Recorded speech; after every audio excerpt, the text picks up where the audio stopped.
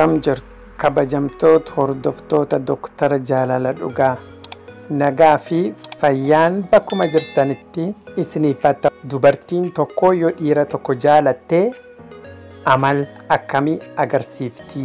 Amala shakkii hin qabne ka dubartiin tokko dhiira jaalachuu isii ittiin mirkaneessitu dhiirri ittiin beekuu qabdu amal akkamiiti ka jedhu wajjin laalla har'a.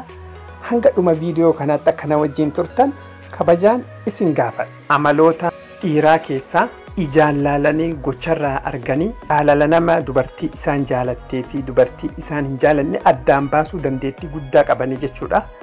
Garuu dubartoonni illee fedhii isaanii nama jaalataniif nama jaalala dhugaa qabaniif fedhii isaanii dhokfachuu hin danda'ani. Akkaataa garagaraatiin mallattoo garagaraatiin amaloota garagaraatiin karaa icitiitiin mul'isanii jechuudha. Icitiin kunniin maal fa'a? Tokkoffaa dubartiin tokko dhiira tokko yoo jaalatte amalli isii mul'iftu osuman dubbatinu irraa beeksisaa jechuudha. Osuman dubbatinu irraa beeksisaa nafaan si kalooftii, waan si hubattii, si yaaddii. Atini osuma hin dubbatinu irraa hubattaa. Osuman dubbatinu irraa beeytachuun maal jechuudha? Osuma waliin hin dubbatin irraa beeytaa jechuullee osoo hin taane osoo haga feet wajjin dubbattellee wajjin dubbatteen quuftu. Isiin si wajjin dubbatteen quuftu amala akkasii sun keessati.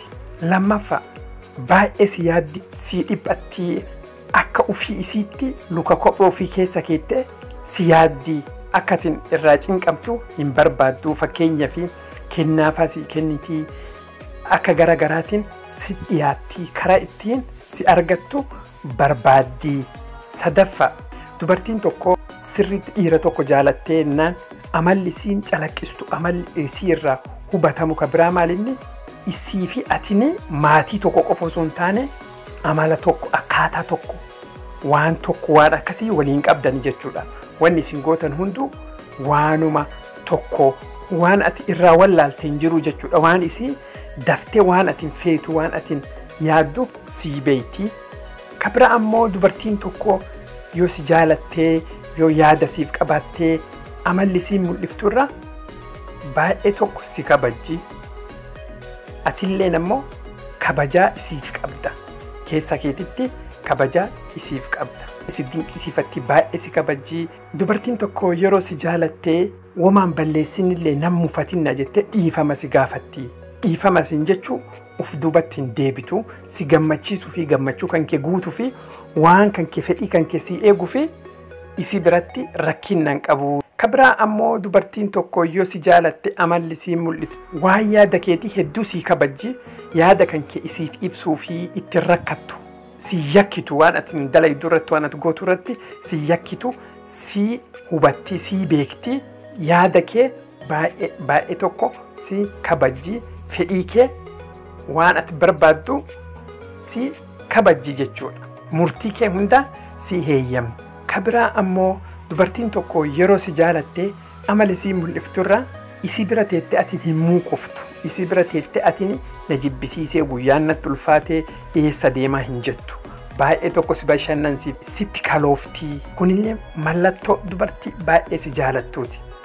Ka biraa ammoo hiriyoota keetii fi maatiin keetillee isii ni jaalatu. Akkaataa isiin si taatu fi akkaataa isiin si gootu waan irraa himatan hin qaban. Maatii keetii fi hiriyyaan keetis siif jaalatu. Dubartiin tokko jaalala keetiin qabamnaan namni biraallee laalee irraa beeka. Atilleen ammoo baay'ee tokko fedhii qabdaafisi.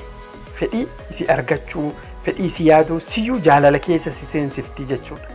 Kanaafuu karoorri keessan, sagantaan keessan ijoollee wajjin horachuu, bultii wajjin ijaaruu kun waan gaafiif dhiyaatu mitiyyuu isinii lamaanuu waliin deemuu qofa osoo hin taane fuuldurri keessanillee akkuma tokko yaadaa jechuudha.